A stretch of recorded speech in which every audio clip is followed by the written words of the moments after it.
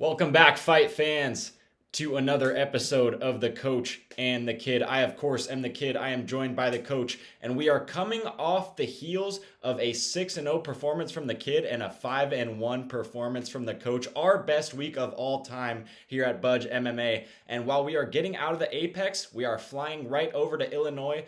Dateline Chicago, Coach, for UFC 319, one of the biggest cards of the year, one of the most anticipated matchups of the last 2 or 3 years, Coach. We've been waiting for Khamzat Chimaev to work his way up to a potential title shot for years, since he kind of broke the record. He fought 2 times in 10 days, finished both opponents, and we've been kind of thinking, where's the ceiling with this guy? Coach, we are going to find out what the ceiling is on Saturday night when he faces Dricus du Plessis. There's a ton of great fights on this card, some good prelims. How are you feeling, Coach? How are you feeling about this UFC 319 card? Well, we just did a show the other night, and it just seems like the turnaround has been awfully quick. It's kind of like these guys that play in golf tournaments and win, and then they go back and like any tournament, like tennis tournaments, where they win the tournament and then they're playing again 2 days later. I mean, we recorded the other day, and now here we are doing it again. But this one is well worth it. So, yeah, I'm excited. I didn't really check out the prelims. There's a couple of names that jumped out. Bobby King Green. His real name is Green now, I guess. Huh? I mean, Green. King. Yeah. Yeah, King. Legally changed, which, whatever. What jumps out at you? Yeah, Coach, there's a few that jump out at me. I think Edson Barbosa versus Drakkar Klose, which is on the early prelims, is going to be a really good fight. I don't think you can ever have a boring Edson Barbosa fight. He comes to fight every single time. He has some of the best Muay Thai boxing in the division. He's getting a little bit up there, but I think that's a really, really good fight. I think there's a couple others that stand out to me. I think Brian Battle's a guy who I can see working his way into the top 15. He's fighting as well. Coach, I think that Bobby Green fight might be good as well. He's fighting Diego Ferreira, another veteran. I think those two guys are going to come to box, to swing. I don't think there's going to be any takedowns in that fight. But, Coach, I think the prelims are going to be good. But I want to talk about the main card today, and I think we get right into it. With our first matchup of the night, Coach, Kai Asakura versus Tim Elliott. Coach, we haven't seen Kai Asakura since he got finished by the champ Alexandre Pantoja, so we don't have a lot of tape to watch. We don't have a lot of film to break down. There is some stuff in Rizin, but I don't put too much stock into that. He was a big star in Rizin, but that was his home promotion. You know, he was a Japanese homegrown star. He's taking on Tim Elliott, the wily veteran, Coach. He's fought the who's who of everybody in the flyweight division. He's fought Demetrius Johnson, Askar Askarov, guys like that, guys that have been at the top of the division for a long time. Brandon Royval, Davison Figueiredo. Coach, Tim Elliott is going to come in there. He's going to try to get you into the clinch. He's going to try and scrap out a win. Nothing is pretty about Tim Elliott's game. And on the opposite side of the cage, it's the exact mirror. You're going to see Kai Asakura be flashy. He's going to throw big knees. He's going to throw big overhands. Coach, while we haven't seen a lot from Asakura, I think he's the younger man. I think he's going to be more dynamic, and I think he's going to put a pace on Tim Elliott that we really didn't get to see against the champ. He got thrown right in there to a title fight. I'm going to go with Kai Asakura by round 2 TKO, Coach. Where are you going with this one? Well, I'm going the other way, man, because this guy showed me nothing. Okay, he's another Bellator flop, and I didn't dig him. There's way too much hype on him. They hyped the hell out of him, and came in. And I realized he was fighting Pantoja, but they should have never had him going against Pantoja, and it kind of pissed me off. I mean, obviously it was exciting, and like we've talked about before, man, when they get these guys, it's a no lose for UFC because everybody's going to watch this guy to see what he's all about. But Tim Elliott's an old dude, and he's like a junkyard dog. I mean, look at this picture of this guy, man. He looks like a guy that likes to fight, likes to kick somebody's ass. He's the kind of guy that you see. Wasn't that show Bum Fights or whatever the hell it is, where they're in some guy's backyard? He looks like one of those guys. Beefs. Yeah, yes, Street Beefs or whatever. He looks like one of those. And this Kai Asakura is one of these pretty boys, that should be in a boy band out of Japan. And I hope Tim beats the hell out of him because I'm sick of him rushing these pretty boys along, and go back to those Japanese cartoons. What are they called? Anime. What is anime? Yeah, he looks like an anime boy. And I got nothing against these guys, but I want to see this guy, Tim Elliott, just chew his leg off because that's what he looks like. He looks like he should have one of those big metal things around his neck. I And agree. I'm picking Tim Elliott. I want Tim Elliott to win because he's a Kansas boy. Yeah, Tim's a scrapper. He's a junkyard dog. Like I said, there's going to be nothing pretty about his performances. You're not going to see him do any spinning back kicks or any of these teeps right up the middle where it's going to look really pretty. And your coach, your striking coach, is going to text you and say, man, look at this guy, like he would with Israel Adesanya. Your coach is going to tell you, probably don't watch any film on Tim Elliott's technique, but watch some film on his heart because he is one of the grittiest dudes in the UFC. That's why he stuck around so long, coach. The record is super misleading. He's fought everybody at the top. He's fought prospects. He's fought veterans. But, coach, for me, Kai Asakura is very technical. And while he didn't show a whole lot in that title fight, I just don't think he got the opportunity to. You're fighting the pound for pound number 4 guy in your debut. UFC tried to rush him along on the chance that he got a fluke knockout or something like that. They would have a huge promotable Japanese star, which they're missing. An Asian star in the men's division would be massive for the UFC. They're looking for that. They're craving that in a region where they don't have much.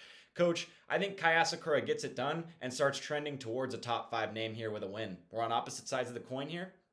Let's see where we're going. I think with the next Kai gets his Asakura kicked. And I'll tell you something, he's got no grappling. So Tim's going to get him down. He's going to chew on his leg, and he's going to start whining. He's going to be done. And I think Tim's going to take him way deep and drown his ass. Sakura. Let's go on. I could see that, Coach, but I'm going to go with the pretty boy to get it done in round 2, Coach. Talking about scrappers and older dudes, we got one here. Jared Cannonier versus Michael Venom Page. Coach, you see the age and you see the physique for Jared Cannonier, and they just don't line up. It seems like this dude gets better with age. This is a guy who's got KOs in 3 different divisions. A former heavyweight is Jared Cannonier, but he's put on some incredible performances as of late. He's been in every single fight. He won a split decision over Sean Strickland. He had that really tough fight with Nasruddin Imavov, which I thought was an early stoppage. I personally thought he was up 2 rounds to 1. He had a couple other really good fights. He looked great against Gregory Robocop Rodriguez. Coach, I think he's aging like a fine wine, and he's taking on another veteran in Michael Venom Page, who's also coming off a great win over Shara Magomedov. Coach, I took the lead on the last one. Tell me where you're going with this one. Oh, let me tell you something. I'm going to tell you something, young man. Stay out of trouble, okay? Because if you ever have to go to prison, you're going to see guys like Jared Cannonier kill a gorilla in your cell, and you're going to do whatever the hell he tells you to do, all right? I'm picking Michael Venom Page because I think he's more talented. Yep. The gorilla, I mean, he's good and I like him and everything, but he's not that fast. He's got good cardio. He does. He's tough. He's definitely tough. He looks like he likes to get hit in the face a lot. Venom's kind of a good looking dude. He looks like, what's that guy's name? Michael J. What's his name? Michael Jai. He's in all those movies. He's got that same look. I know who you're talking about. Yeah. He's a great striker, and he's one hell of a kicker. This guy can kick and strike, and he's long, and I just like him. I think he could be. I mean, I've seen him fight a couple times, which I wasn't impressed. But if he ever turns it all on, I mean, the thing with the killer gorilla, man, he looks like he likes to get beat up. He looks like he reminds me of the guy that fought Mike Tyson a while back. The guy, what was his name? Blood. His name was something Blood, and he just looked. He was a prison guy, and he fought a lot, and he went after Tyson for some reason. And Mitch Blood, and he got his ass kicked outside of a bar. And I mean, it's on film. Look it up sometime, kid. He picked a fight with Tyson outside a bar. Tyson laid him out. It was awesome. Anyway, I got Michael Venom Page. Enough of the old history. I agree, Coach. We're on the same page here. I'm going to go with Michael Venom Page. Before I break down this fight, Coach, I don't know where you got the idea that Michael Venom Page is a good-looking dude. To me, he looks like a milk dud that got dropped on carpet. No disrespect to Michael, but for me, he's the better striker. He's faster. He's a puzzle, Coach. We talked about this in a prior episode. He's like a Dominic Cruz. He's a real hard puzzle to solve. He's very tough to hit. And Michael Venom Page is one of these guys that's in and out. And Jared Cannonier is a guy that relies on you to kind of stand there and get hit. And that's why he beat a guy like Gregory Robocop Rodriguez, because he's the same type of guy that Jared Cannonier is. He's going to stand there. He's going to hit you. He's going to take one to give one. And the first one to fall is going to lose. And the one standing is going to win. That's not like Michael Venom Page's style, Coach. He's going to be there and then he's not. He's going to hit you 2 times and then he's going to be out of the pocket. And I think he's just too fast. He's got that karate point fighting style, and I think that really does work against a heavier guy in Jared Cannonier. Coach, there's a thing in MMA called lighter man skill. Michael Venom Page is coming up from welterweight. He's coming up from 170 pounds. I think he's going to have the lighter man skill. He's got the technique. He's got the point fighting karate style background, that bladed stance. I think he's going to be kicking Jared Cannonier all night, and I think he wins a decision, Coach. I think it's a 30-27. I think Michael Venom Page dominates. Jared Cannonier may have a moment or two where he lands a big shot. But Michael Venom Page isn't prone to getting hit hard. When most of these guys, right, these strikers get found. They dip down and they get found, kind of like when Chito Vera knocked out Dominic Cruz with that head kick. I just don't see Jared Cannonier finding the shot on Michael Venom Page, and I think Venom Page takes a decision here, Coach. Yeah, I think you're right, and I know you're right. I think he's really fast, and I think that's, the old saying, speed kills. And I think speed is going to be the factor here. And if I'm talking about it, he's a good-looking guy when he's standing next to Kill a Gorilla. I mean, come on. Kill a Gorilla makes anybody. He makes me look like I'm handsome. So there you go. That's fair, Coach. That's fair. No disrespect to either man, especially the Kill a Gorilla, who has had an incredible career.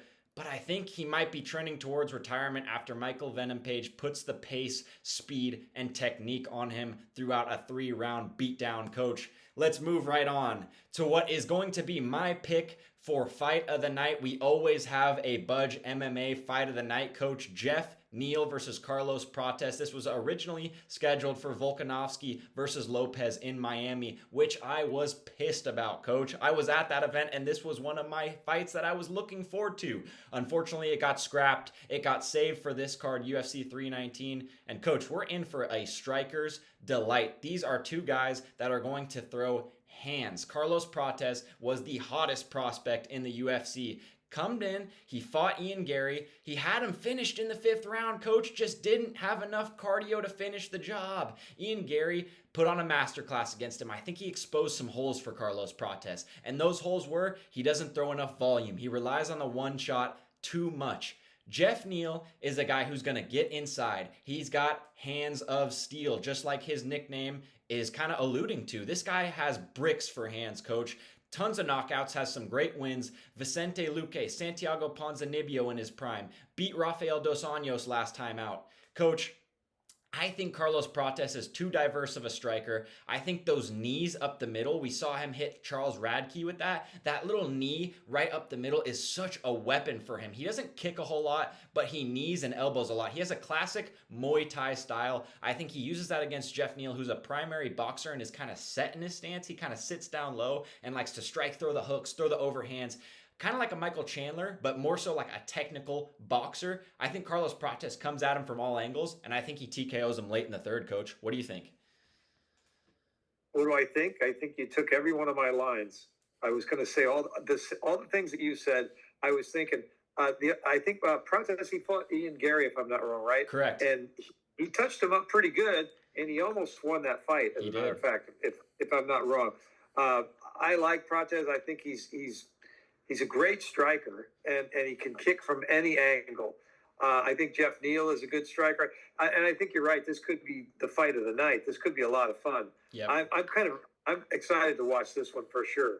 I think this is going to be just a slugfest, which I think, let's be honest, most people like that. I mean, nobody wants to watch a guy lay on another guy. At least I don't. I mean, I just think it's boring. It's technically, sometimes it's great. If I want Muay Thai, I go down the street and get myself some chicken curry. But I just want to see a slugfest. You know what I'm saying? It's like, let's go to war, boys. And I think these guys will do it. I agree, Coach. Carlos Prates is a guy that will throw down with anybody. Like I said, he's got that classic Muay Thai style. I don't think there will be any takedowns in this fight, Coach. I think you're going to get your wish. And I think if there is going to be a takedown, it's going to be from Jeff Neal. I think Carlos Prates wants to keep this fight clean. He wants to keep it, on the outside. He's the longer guy. He's the bigger guy. You see the 3-inch reach advantage on our stats down below. He's also going to have a 2-inch height advantage, Coach, and I think it's going to be even more pronounced than that. Jeff Neal is not a big dude. Carlos Prates looks huge in the cage. Jeff Neal's path to victory is making it dirty, getting on the inside, getting in that phone booth where he can dirty box and kind of hit Prates in the clinch a little bit. Prates is going to want to keep that length. He's going to keep him at the end of his punches. And I think he succumbs to the overwhelming pressure. And I think Prates is going to come with a different game plan. I think after that Ian Gary fight, he realized, you know what? I got to throw more. I hurt him in the 5th. I should have finished him, but this should have been all fight. I should have been pressing the issue for the first 4 rounds instead of running out of time in the 5th. He's got a great camp over there at the Fighting Nerds. I think they're going to tell him, look, press the action, get in and get out. Let's keep him at the end of your punches. And I think Jeff Neal is a very tough guy. He can take a lot of damage, but I think he succumbs, like I said, to a TKO in round 3, Coach. We are both going with Carlos Prates. Yep, for sure. Move on. Moving on, Coach. We have the ever-anticipated UFC debut of one of, if not the most hyped prospects coming into his MMA career of all time. We have Aaron Pico taking on the undefeated Lerone Murphy. Coach, and this matchup doesn't make a lot of sense to me, to be honest with you. Aaron Pico's a guy who wasn't even a champion in another promotion. I know he's super hyped up.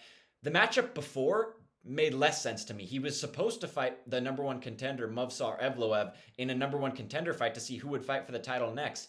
And I'm thinking, the UFC is just pushing these new signings because they're paying them so much to come over so that you can either A, you have a new star, or B, you can promote your other stars off of this win. But Coach, I think Aaron Pico's good. What shocks me even more, he's the favorite in this fight, Coach. He's coming in against a guy, Lerone Murphy, who's undefeated throughout his career. I don't think Lerone Murphy is the prospect people think he is. I don't think he's incredibly good. You saw him fight tooth and nail against Edson Barbosa. He had a great fight against Josh Emmett. Coach, I know I stole some highlights from you last time. Where are you going with this fight? It's kind of a confusing matchup. Yeah, I've heard a lot of things, and I've talked to some people, friends of mine that are fighters and stuff, and they've seen both of these guys. Lerone, he's got a really nice record, but don't let the record fool you. He's a good defender. Yep. And he's an English guy, which who cares? I followed a few English guys, and they never pan out. On the other hand, we've got a guy from the Bellator, and we've seen some failures there too. Yeah. Pico, on the other hand, he's been fighting since he was like 18. In fact, he was almost an Olympian. I don't know if you know that. Yeah, great wrestler. He was, a wrestler and a boxer.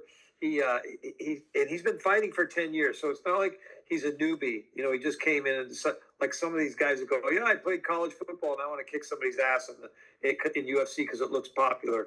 He's been doing this for a long time. He's a highly hyped prospect, and from what I've heard from my inside friends, they say that this guy is really good. He's a lot better than people know. And Lerone Murphy is not as good as his record shows. Yeah. And I believe that because my friends are pretty dependable. So, but we'll see. I mean, I've been kind of like sneaking some inside information. That's why I did pretty well on the last card. And I also listen to what you talk about. Plus, I've seen you on the latest Karate Kid show. Weren't you the little brother of the a-hole on the show? Yeah. Is that what the headband's all about? That's cute. We're trying to get sponsored by Box Ballin' right now, so that's why I'm wearing it, Coach. I've been hitting my Box Ballin' all week, just waiting for this event. Wow. Okay. Well, let's try to get that. I've been trying to get endorsed by Depends. Nice. No luck. Anyway, I'm picking Aaron Pico. I like him a lot, and I think he's got a good vibe about him too. Plus, you know what? He's a busy fighter. He likes to fight and get out because he's got a job as an insurance salesman, as you can see from the suit. So he's not going to spend much time in there. But I do like him, and I'm actually anxious to see him fight. I agree, Coach. I know we love to make other sport comparisons. I'm not going to outright compare him to this guy. But, Coach, there was a lot of questions coming in about Luka Doncic when he first came into the NBA. And what answered those questions was, that's a guy who's been in the EuroLeague, in these pro leagues, since he was 16. Right. What I will say about Aaron Pico, every single fight has been in Bellator, Coach. There hasn't been any sort of like regional scene where he's getting fed bums. Obviously, there were some trash cans in Bellator. Don't get me wrong. But it was the second highest level of promotion that there is in MMA. And he's been in there his whole career. All 17 pro fights have been with Bellator, Coach. So I will say, that's a high level of competition straight away. I will also say, incredible wrestler. This dude has great hands. There's a reason why he was the most hyped prospect in MMA history, coach. I think you make an incredible point about Lerone Murphy. That record is so shiny, but if you do some digging, it is dirty, coach. It is not what the record shows. That is a padded record, not only from his days in England coming up the scene. But if you look at the wins recently, he fought an aged Edson Barbosa. He squeaked out a win against a Josh Emmett who's almost entering his 40s, coach. He might even be 40. Oh, my God. So, You're coach, right. He's beating a ton of veterans, and he's keeping that record clean. But let's not forget about that draw, coach. He went tooth and nail with a guy who I don't think is very good. Coach, I think Aaron Pico comes in here, and like you said, it's hard to bet on a Bellator fighter coming in because we saw Patchy Mix come in and look horrible. We saw Patricio Pico come in and look terrible. We saw Kai Asakura get finished in 3 rounds. I know he was a rising guy, but still another guy coming in from another promotion.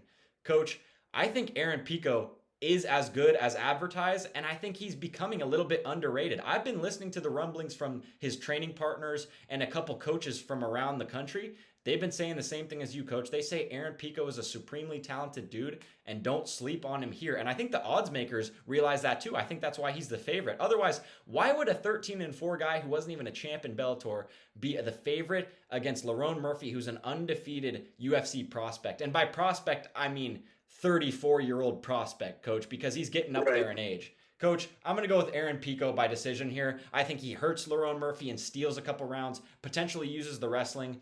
I'm going to go with Aaron Pico, coach. I think he sneaks his way into the top 5 here. I also think that the UFC needs a guy that looks like somebody popular, like Pedro Pascal. I think it would be good for the sport. You know, he's a good-looking guy, and like I said, he'll come in there in a suit, beat the hell out of the guy, and then leave and go do his other job. I agree, coach. I think Lerone Murphy takes a couple big shots. He's used to taking big shots. He got shot in the face in England. That's why his nickname is The Miracle. It's a miracle that he survived. Coach, I don't think the win streak is going to survive after this one. We both have Aaron Pico. Let's move right on to the fight we've all been waiting for. And for the true fans, coach, like I said in the intro, this is a fight we've been waiting for 4 or 5 years. We have Khamzat Borz Chimaev taking on Dricus Du Plessis, coach. This is where an immovable object meets an unstoppable force, and we're going to find out what's going to happen because, coach, this is a guy in Dricus Du Plessis who doesn't go anywhere. He's going to stop you right in your tracks, and you've got Khamzat Chimaev, who's a bullet train, looking to go straight through you. We're going to see what happens, coach. Dricus is saying, you know what, mate? I want to wrestle him. I want to wrestle him. Chimaev cannot wrestle. And I think Khamzat is going to come in, and he's going to enforce his game plan. It's going to be Khamzat's wrestling versus Dricus's survival instinct, coach. I've been going back and forth with this all week. I've been going back and forth with this for a month, coach. I think Khamzat, we talked about most hype prospects of all time and Aaron Pico. I might have to take that back because when Chimaev first came into the UFC, we were talking about this dude like he was going to be not the first triple champ, but potentially the first quadruple champ, coach. It just mattered how much weight he could cut because he looked unstoppable. But, coach, now we've got him across the cage with a guy who just keeps finding ways to win. It doesn't matter what the odds are. It doesn't matter who he's fighting. He finished Robert Whittaker. He beat Sean Strickland twice. This is a guy who just refuses to lose, coach, even when it looks like his technique is the most sloppy thing on planet Earth. Coach, I don't even know who I'm going to pick yet, so I'm going to go with you first. Break this fight down for me. Where are you going here? Well, that's pretty chicken shit, kid, because I feel just like you. And I'll tell you something. I love Dricus, and I didn't like him for a long time. I thought, this guy's a fraud. I agree. He's just a big, bulky guy. Everybody that I've talked to is saying the same thing as us. We're not making headlines here. There's no news flashes. Everybody knows Duplessis is sloppy. He's crazy. He's huge. I like him, though, and we've both grown to like this guy. He's pretty cool, and he's pretty smart, too. He's really sold himself well. Yeah.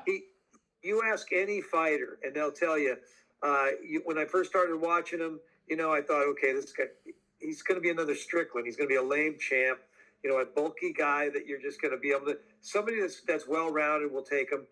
And then he just starts kicking everybody's ass because they can't figure him out. Yep. We got 2 mystery men fighting each other. you got Boers who like, what the hell's he been doing for the last couple of years? I just want the money. I don't care about the belts. It's like, it's weird. And he's great, Yeah. but you don't know who, he's just, what's he going to, because he's been working out. And I get so sick of these, as much as I love them, I get these little videos that show these guys in 2-minute clips, like, holy shit, he looks great. Yeah. Like your boy McGregor, shadow boxing. And I'm sure you saw Chael Sonnen and what he had to say about that. Yeah. Stop with the videos. But getting back to these two guys, that's what makes this match so exciting, is we really, a lot of times we kind of have a pretty good idea. Yeah. We have no idea. All everybody is saying is if Duplessis, can get to the third round, yep, he's going to take him because he's got great cardio. But Boers, he's going to fly at him and try to put him away early. Now, what I've heard from my inside sources is Boers has really worked on his striking, and who knows who's going to come out. If these guys have a duke out, man, and it goes 5, this is going to be epic. Yeah. And you and I both know that. And I hope it does go 5, because I heard that Boers' gas tank has improved a lot, because that was the question. Yep. The question was, can he go 5 rounds? The other question was, can he hold down Duplessis? And the other thing was, if Duplessis can last 3 rounds, he's going to kick his ass. So do we know what's going to happen? No, we don't. And it's hard to pick. So, I mean, what are you going to do, man? You pick somebody and you go, okay, well, I hope he wins. Yeah. But it almost doesn't even matter, because here's the thing. If Chimaev wins, what's he going to do? Fight him 2 more times and have a trilogy? I mean, they're not going to stop there. It's never going to end. If he loses, he's going to go, I want another shot at this guy. I mean, he's going to be 14-1, and Duplessis is going to be 24-2. Yeah. I mean, anyway, I don't know what to say, kid. This is tough. Like, I'll wait to hear from you, and then maybe I'll make my mind up. But I bet you're just like me. Coach, I've been going back and forth. Like I said, I really was a Dricus hater when he first became kind of a contender. I didn't think he was going to beat Darren Till. I didn't think he was going to beat Robert Whittaker. That's for damn sure. And then I thought Sean Strickland won the first fight. So I was like, you know what? Sean's going to win again. He beat the crap out of Sean Strickland in that second fight. Not only that, Coach, Dricus has become probably the best shit talker in the UFC. You think your dad beat your ass, Sean? You're gonna get a rude awakening next weekend on Saturday night, Sean. Here's the fucking thing, Dricus. And Sean was stumbling. And just like that, a star was born. Same thing happened against Israel Adesanya, Coach. He was shit-talking the whole time. And, Coach, I can just see it on Friday night at the press conference. Hey, Hamzat, is your immune system going to come back? Are we going to make it to Saturday night? Brother, I don't know if I gonna make it to this fight, brother. I think Duplessis is gonna weather the storm, Coach. I think he's gonna get through that first round. Hamzat's a sprinter. Duplessis is a marathon runner, Coach. And if he can get through that sprint and last and keep pace with Chimaev, I think he's gonna lengthen this fight. I think it's gonna go into the championship rounds. I don't think Boers is gonna have enough there. And I think Duplessis' grappling is really underrated. I've seen him take on the whole Gracie Baja Jiu-Jitsu team, and he looked great. I think his grappling's great. I think Chimaev's grappling's on another level, but he can lose the first round. I think Duplessis can come in there with a game plan and think, if I get 10-9 in the first round, so be it. He's going to waste a lot of energy, and I'm going to come back in the second, and I'm going to put the pace on him. Coach, I'm going to go with Dricus here. I'm going to go with 4th round TKO by ground and pound. You know what? You just convinced me, because I was thinking about this. We know what Hamzat can do, and Duplessis knows what he can do. So he trained his ass off for this. Yep. He already knows what he can do, but if he can add that other, and yeah, he's actually a pretty good defender. Yeah, he knows what, and so by this time, I know he knew he was going to have to face this guy eventually. 100%. So he's been training for it. So and that's what makes it so exciting. I think I'm going to go with the champ too. I like it, and I almost want to see him, because I don't love Hamzat. I mean, I know he's just doing it for the money, and I can really appreciate the fact that he says that, because a lot of these guys are talking legacy. This guy just wants to make sure he has a comfortable life, and that's cool, because he's had to do some funky jobs waiting for his for his gigs, right? I mean, wasn't he driving an Uber or something? No, that was Pantoja. Okay, I get these guys mixed. I don't even think Khamzat has a car. You're right. Yeah. Oh my God, that's right. Yeah, I get them all mixed up. Well, they all work. You know, all these guys work because they got a lot of downtime, bro. A lot of downtime. You know, even if you have double sessions, you better be doing something. For sure. Otherwise, you got a Game Boy that you're wearing out. Yeah, the mystique of Khamzat, it's been there. It's been fading a little bit. It's kind of like Conor. Whenever we hear a Conor comeback, mate, I'm coming back to fight in the White House, yeah? It's like, Conor, dude, come on now. It's the same thing with Chimaev. Every time a middleweight title fight comes out, he tweets, I got next. It never happens. Well, guess what? It's finally happening, and it's exciting. But the mystique isn't there as much, Coach. If this was 2 years ago, I'd be thinking, holy crap, how good is this dude? He's going to be triple champ. But now I'm thinking, you know what? He may have leveled up, but I've seen it from Dricus. I've seen him do it time and time again. I've seen him wear guys out. And the funny part about Dricus is people were analyzing his style, and they were saying, man, he does all these inside foot things. He gets on the outside and does these trips, and he goes, mate, I don't even know what I'm doing. These people are over-analyzing my style. I don't even know what I'm doing. I'm just in there. It's a fight. I'm in there ready to die. And I think he is ready to die. He's willing. You saw Robert Whittaker get his chin broke by Chimaev. I think Dricus wouldn't tap. I think he'd just get his chin broke and keep fighting. I think he's that type of dude. And for that, I think the warrior spirit is going to come through. He's going to need it against Chimaev because this dude is a freaking warrior. I think Dricus comes out on the other side and breaks him in the third or fourth, Coach. Yeah, I agree with you. You're getting me hyped up, man. And not to change the subject, but isn't it funny how these two clowns, Notorious and John Bones Jones, they suddenly want to go to the White House and fight? It's like, what are we doing here? So stupid, so stupid. I don't even want to talk about those guys. They said they're entering the drug testing pool. I don't care. We got two guys in the main event this week, Coach, that have been drug tested. They're going to make weight, hopefully with Khamzat, because he has a history of cheating on the scale. Coach, I think they're both going to make weight, and it's going to go down on Saturday night, August 16th. Dateline, Chicago, Illinois. We've been waiting for it for the past month, Coach. And guess what? The UFC's delivered. We thought, oh man, it's going to be 2 down weeks with the Apex cards. Coach, both of those cards were badass cards with some great fights on them. Coach, this is what we've all been waiting for. 5 more sleeps till Saturday night, Coach, and we'll both be there. I'm hyped.